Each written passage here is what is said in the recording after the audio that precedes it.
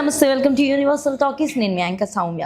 KGF హీరోగా తన కెరియర్లో బ్లాక్ బస్టర్ హిట్స్ని అందుకొని ఎప్పటికీ అలాంటి గ్యాంగ్స్టర్ లుక్లోనే కనిపించడానికి అందరినీ కూడా తన యొక్క యాక్టింగ్తో ముగ్ధుల్ని చేసిన hero Yash. So Yash serial ఆర్టిస్ట్గా తన కెరియర్ని ప్రారంభించి ఇప్పుడు రాకింగ్ స్టార్గా నిలిచాడు.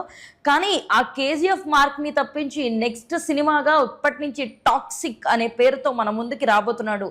సో ఖచ్చితంగా కేజీఎఫ్ హీరోగానే కాకుండా టాక్సిక్ లెవెల్లో కూడా ప్రేక్షకులకు పరిచయం కాబోతున్నాడు యష్.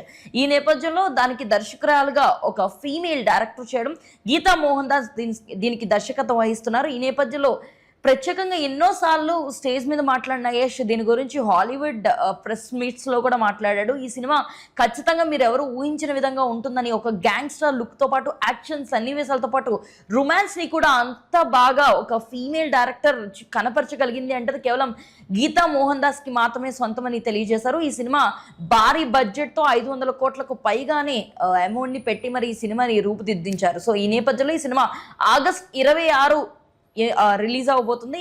దీనికి సంబంధించి ఎప్పటికప్పుడు అప్డేట్స్తో ప్రేక్షకులను పలకరిస్తూనే ఉంది గీతా మోహన్ దాస్. ఈ నేపథ్యంలోనే ఈ సినిమాలో ఇప్పటి వరకు ఎంతోమంది కథానాయకులు ఉన్నారు అన్న ప్రచారం అయితే జరుగుతుంది, కానీ ఎవరెవరు అన్న క్లారిటీ అయితే ఇప్పటి వరకు లేదు.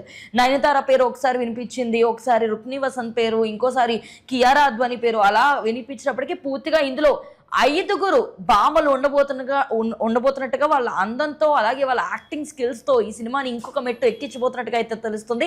ఎట్టకేలకు ఆ హీరోయిన్స్ ఎవరెవరన్న అప్డేట్ని అయితే యష్ మన ప్రపంచానికి పరిచయం చేశాడు. సో ఇందులో నయనతార, అలాగే రుక్ని వసంత్, తారా సుతారియా అండ్ దాంతోపాటు హుమా కురేషి అండ్ ఇంకొకరు పేరెంట్ మర్చిపోయాను, కంటిన్యూ, కియారా అద్వానీ, ఇలా 5 కూడా కనిపించబోతున్నారు అన్న విషయాన్ని ఒక వీడియోతో, ఒక టీజర్తో మనందరికీ చూపించాడు. ఇందులో వాళ్ళందరూ కూడా యాక్షన్ ఓరియంటెడ్ లుక్లోనే కనిపిస్తున్నారు. అండ్ దట్టు యష్ చూపిస్తున్న ఆ టాక్సిటీ ఖచ్చితంగా ఈ టైటిల్కి తగ్గట్టుగానే ఉందన్న విషయం కూడా అర్థమవుతుంది. రొమాన్స్తో పాటు ఈ సినిమాలో యాక్షన్ సన్నివేశాలు కూడా అదిరిపోబోతున్నాయి. అండ్ దాంతో ఈ సినిమా కేవలం అడల్ట్ వాళ్ళు మాత్రమే చూసే విధంగా ముందే టైటిల్లో కూడా ఖరారు చేశారు ఈ విషయాన్ని. మరి రానున్న రోజుల్లో టాక్సిక్ మూవీ ఎలా ఉండబోతుంది, ఈ ముద్దు గుమ్మలతో కలిపి యష్ ఎలాంటి వండర్స్ని క్రియేట్ చేయబోతున్నాడు అన్న విషయం మాత్రం వేచి చూస్తేనే ఒక క్లారిటీ వస్తుంది. మరి ఈ సినిమాపై మీకున్న ఒపీనియన్ కామెంట్ సెక్షన్లో తెలియజేయండి.